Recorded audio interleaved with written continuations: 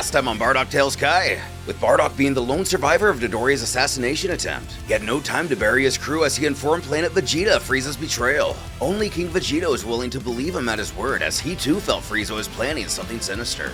While both warriors would inevitably fall as in the canon of the series. Today, we finish our story on the bridge of his mothership. Cooler, a figure of calm authority amidst the flurry of activity around him, stands just off screen. His men operate the controls as he monitors the ongoing battle. Suddenly, an officer shouts towards Cooler with a hint of apprehension in his voice. "Lord Cooler," he begins hesitantly. "We have just received word. Your brother destroyed Planet Vegeta. Do you still want to destroy his ship and take back his territory?" Cooler's expression remains unreadable, his icy demeanor portraying no hint of surprise or concern.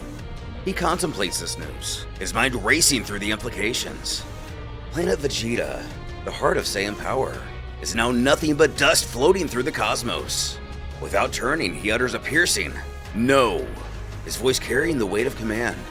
Let Frieza have his moment of triumph. His arrogance will be his downfall. He pauses, then adds with a calculating tone. "We can't afford to leave traces of our involvement in this sector. No, let's leave before he realizes we're here." They return to their duties, executing Cooler's plan with renewed urgency. Cooler himself focuses back to the vast expanse of space visible on the bridge, his thoughts shrouded in a darkness as deep as the void before him.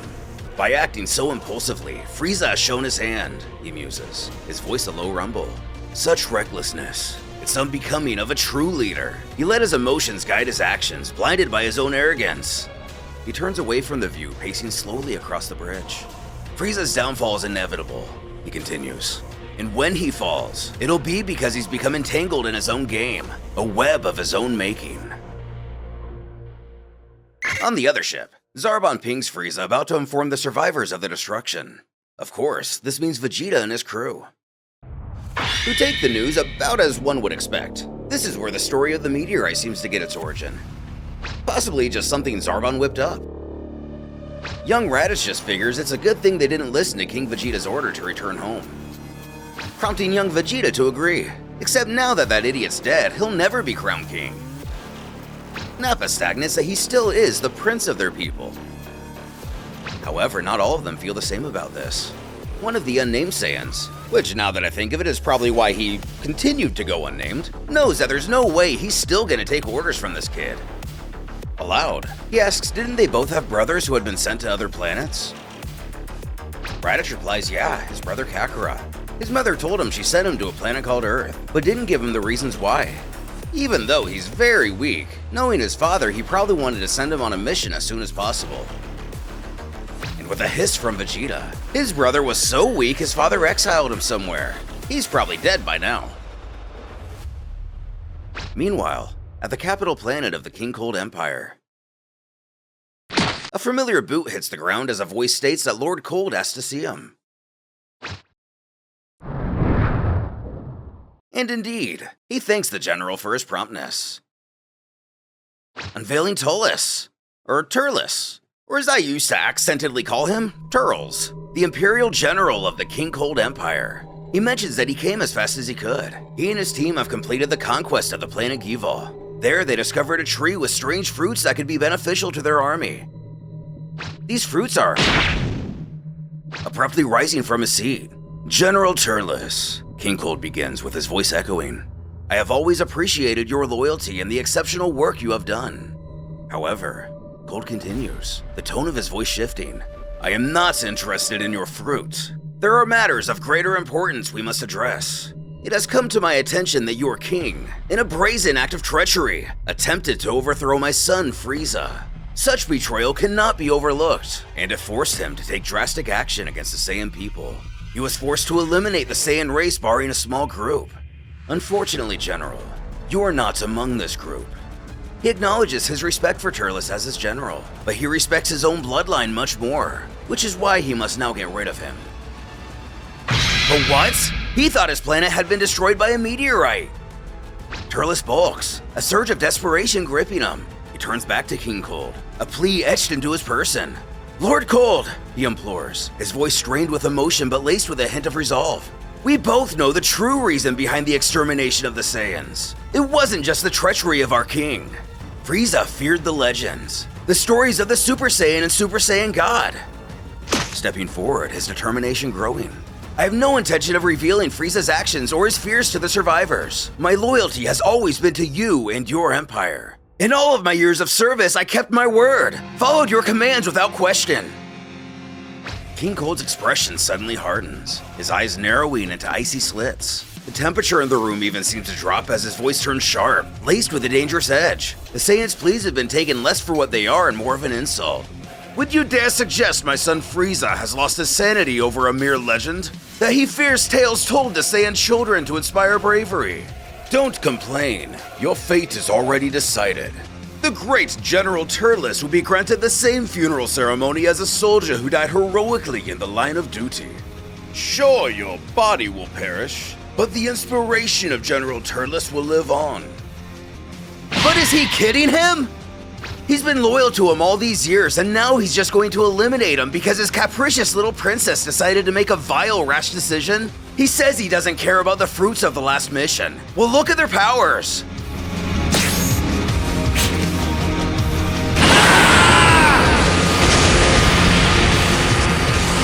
Lord Gold, are you okay? As we were already aware, even at his full power, Turles isn't a match for Cold. He tells his men to send him back to his team, destroy their capsules and cut off their scouters, then eliminate them. He refuses to get his hands dirty for a common monkey. Back on Planet Gival, where the Tree of Might was found, Turles' squad chatters how their boss has been gone for a while now, when one of the twins spots an Imperial capsule.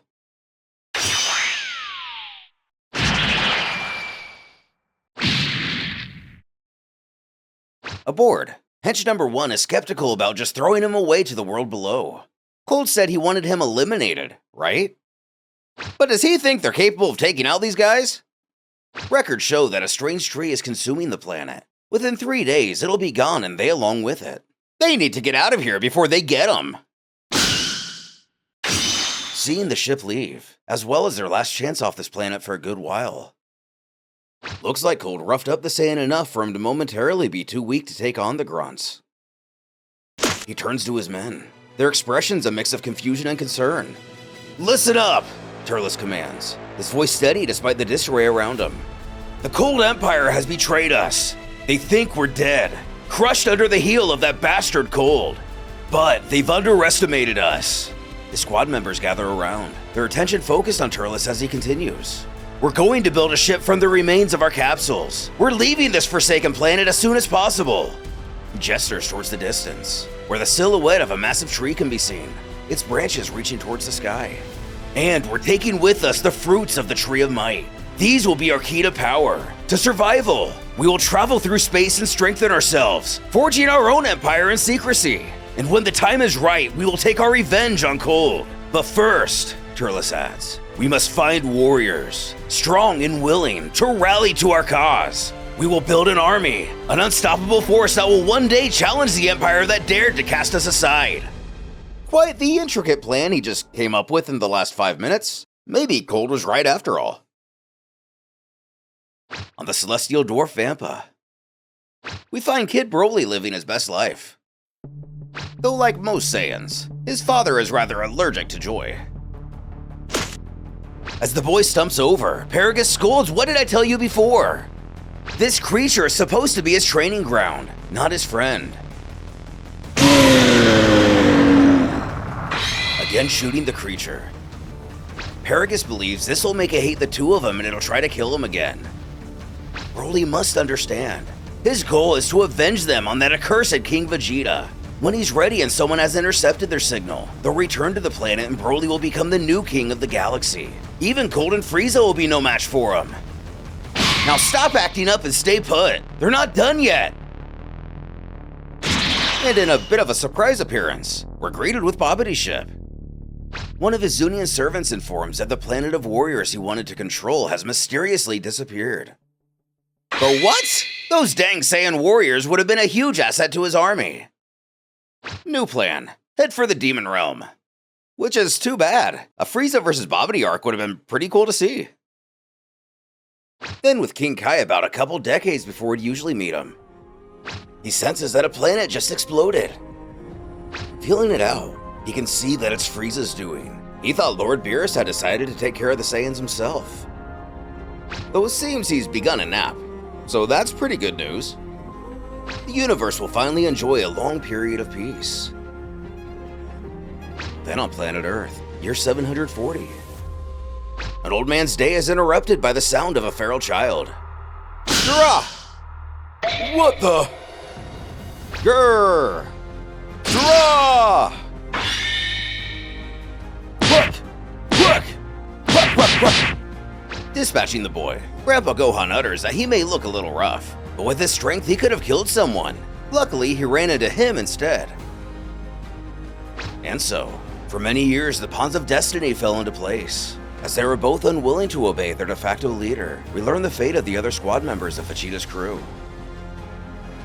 The Emperor, who lived without expecting any consequences to come from his actions. The Prince, guided by his pride and still far away from the path of redemption. The Exiled, who could merely wait for their day to shine. And finally, the one who would one day change the face of the universe and unknowingly complete the battle of his father, Bardock.